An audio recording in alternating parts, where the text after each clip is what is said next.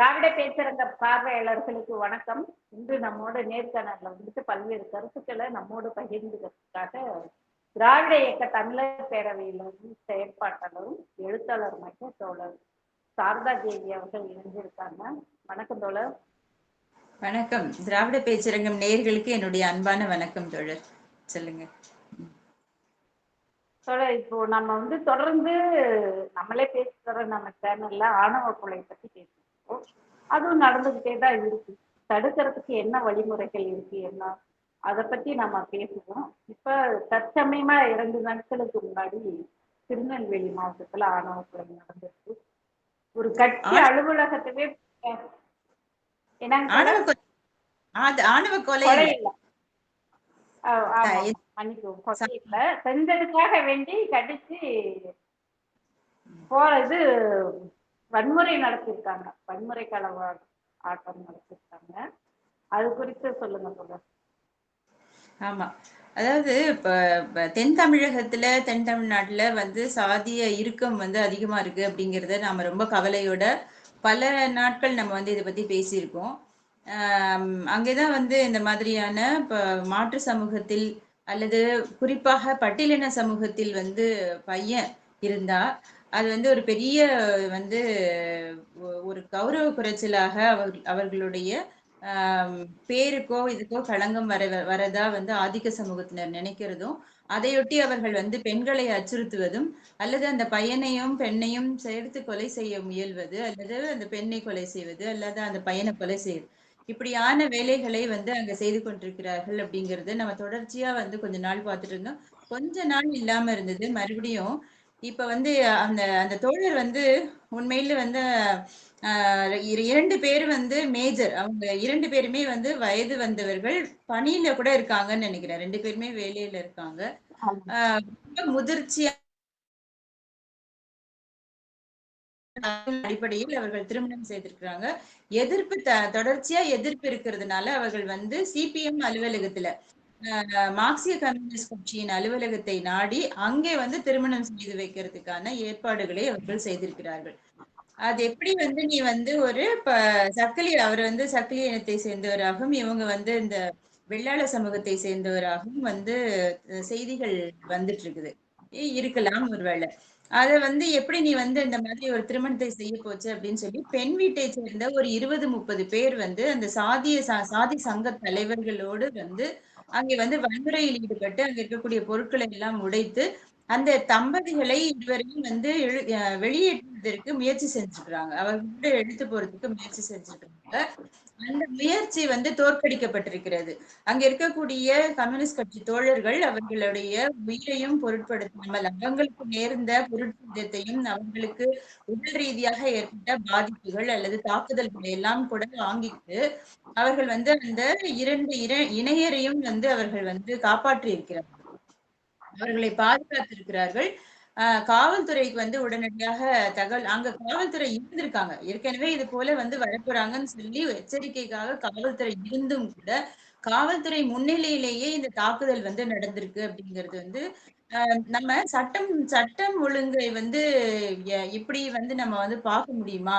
சட்டம் ஒழுங்குத்துறை மொத்தமா வந்து சீர்குலைஞ்சு போச்சா அப்படின்னு எல்லாம் நம்ம வந்து யோசிக்க வேண்டியிருக்கு. ஆனா என்ன அங்க ஆக்சுவலா நடக்குதுன்னா காவல்துறையே வந்து சாதி ஆதிக்கவாதிகளால் நிறைந்திருக்கு. தென் தமிழ்நாட்டில் காவல்துறையில் சாதி ஆதிக்கவாதிகள், சாதிய மனநிலை கொண்ட காவல்துறையினர் அதிகமாக இருக்காங்க அப்படிங்கிறதுதான். அந்த இடத்துல எந்த வழக்கை கொண்டு போனாலும் எந்த விதமான பாதுகாப்பு கோரி நின்றாலும் அவர்களால் வந்து செய்ய முடியல அவர்களுடைய பணியை கூட. அங்கேயே கூட சில பட்டியலின காவல்துறையினர் கூட இருக்கலாம்.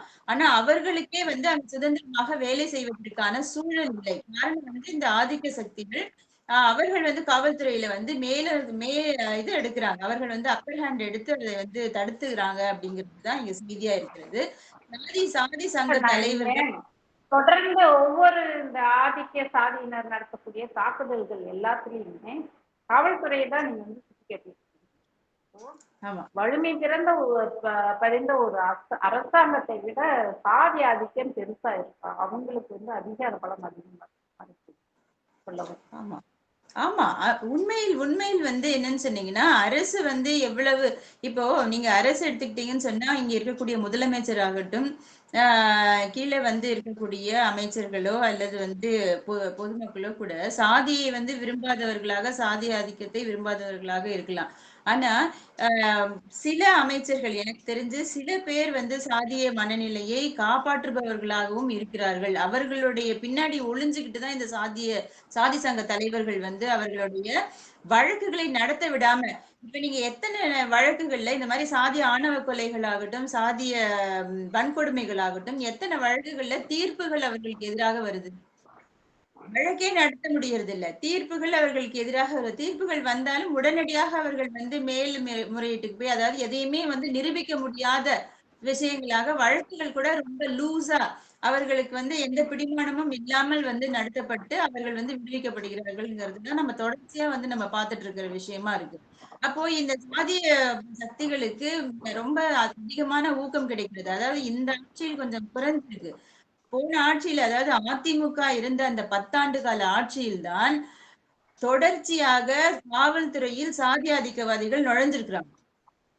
சாதி ஆதிக்கவாதிகள் நுழைஞ்சது அந்த அந்த தென் தமிழ்நாட்டில் இருக்கக்கூடிய ஆதிக்க சாதிகள் மட்டுமல்லாது மத மனநிலை உடையவர்கள் ஆர்எஸ்எஸ் உடைய பின்புலம் உடையவர்கள் எல்லாருமே வந்து உள்ள நுழைஞ்சிருக்கிறாங்க.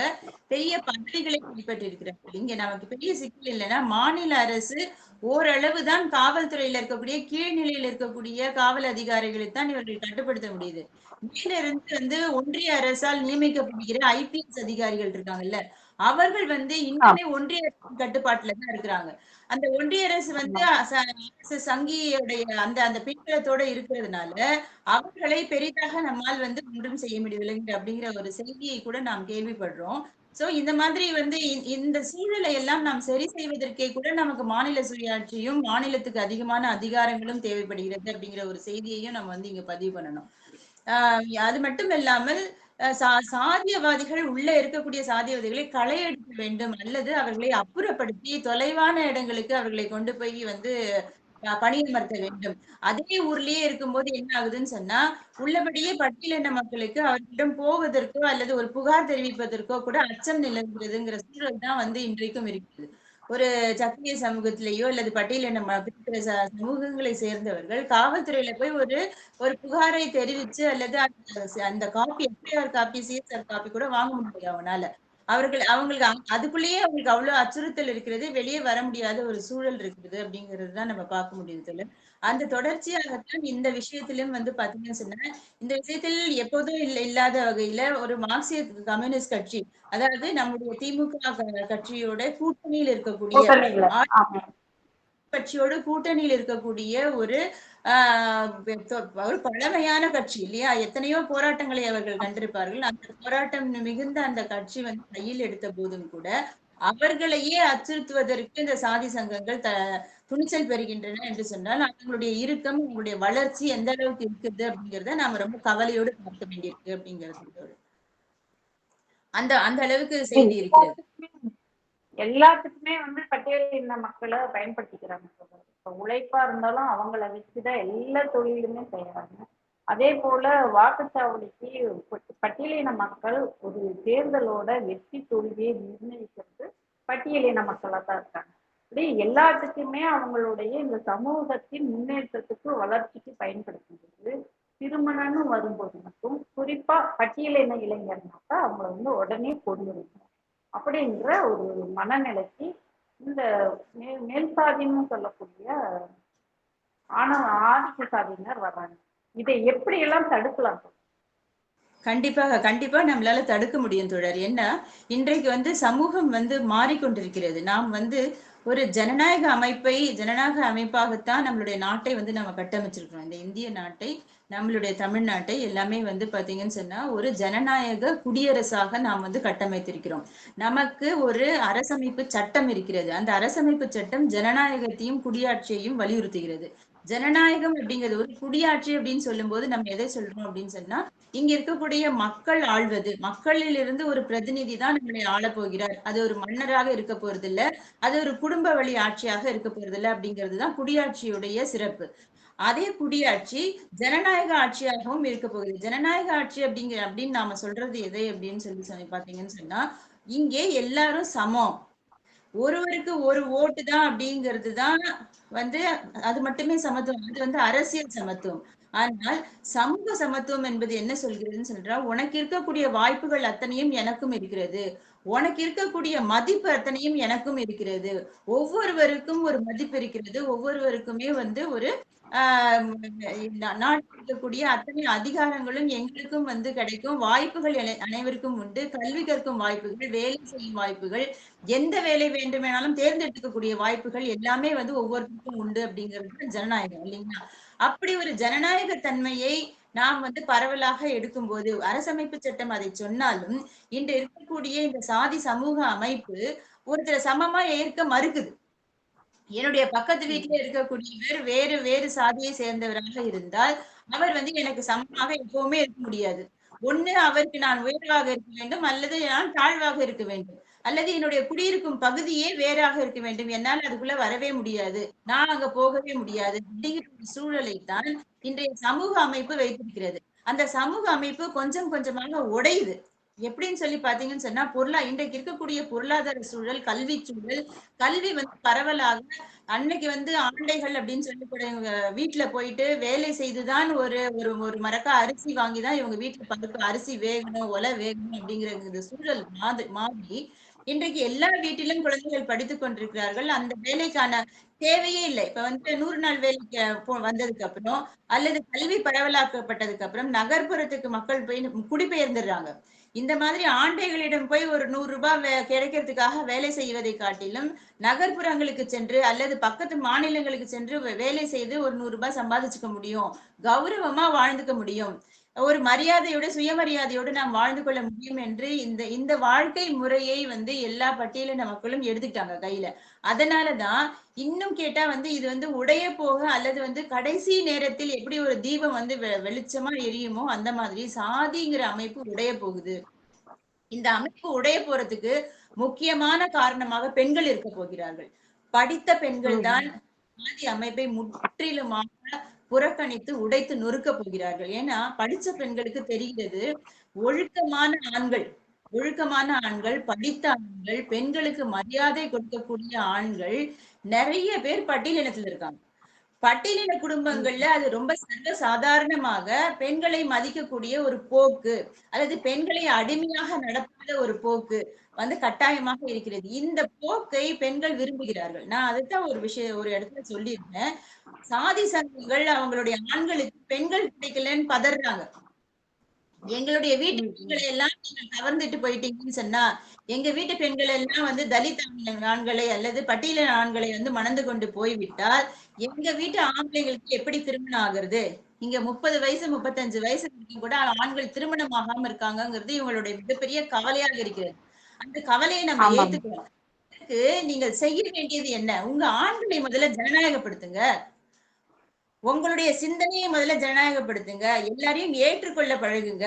அதுதானே நீங்க செய்ய வேண்டிய வேலை. முதல்ல கல்வி கொடுக்குறீங்களா? நீங்க என்ன செய்றீங்க? அடிதடி சொல்லி கொடுக்குறீங்க, அருவா வச்சுக்க சொல்லி கொடுக்குறீங்க, கேஸ் வாங்க சொல்லி கொடுக்குறீங்க, வழக்கு வாங்கிட்டு அதுக்கு ஜாமீன் எடுக்கிறதுக்கு ஜாதி சங்கங்கள் போய் பணம் தண்டி நீங்க போய் அதை செய்றீங்க.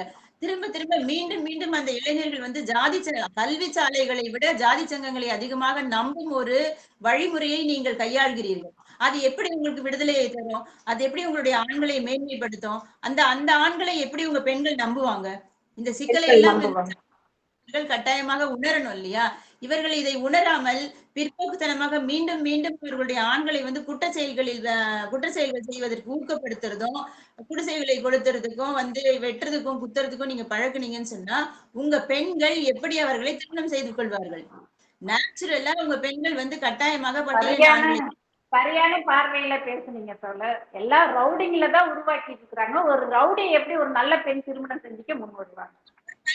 பெண் எப்படி அவனை போய் இதுதான் இங்க இருக்கக்கூடிய பெரிய சிக்கல். இந்த சிக்கலை அந்த சாதி சங்க தலைவர்களோ அல்லது அந்த ஆதிக்க சமூகம் என்று சொல்லிக் கொள்ளும் அந்த நபர்கள் அந்த சமூகம் உணர்ந்து கொள்ளாவிட்டால் கட்டாயமாக அவர்கள் வீட்டு படித்த பெண்களே ஜாதி அமைப்பை அடித்து நொறுக்குவார்கள் அப்படிங்கிறது தான் என்னுடைய கருத்து தோழர். சூப்பர், அருமையான ஒரு கருத்து சொன்னீங்க தோழர். இது கண்டிப்பா நடக்கும். அது நடந்துட்டு இருக்கிறதுனாலதான் அந்த பெண்கள் வந்து பட்டியலின இளைஞர்களை தேர்வு செஞ்சு காதலிக்கிறாங்க. இது ஒரு நல்ல மாற்றம், சமூக மாற்றம்னு கூட சொல்லலாம்.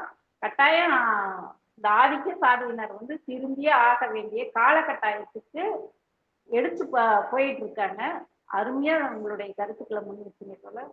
ரொம்ப நன்றி, மகிழ்ச்சி தோழர். நன்றி தோழர். நன்றி நன்றி.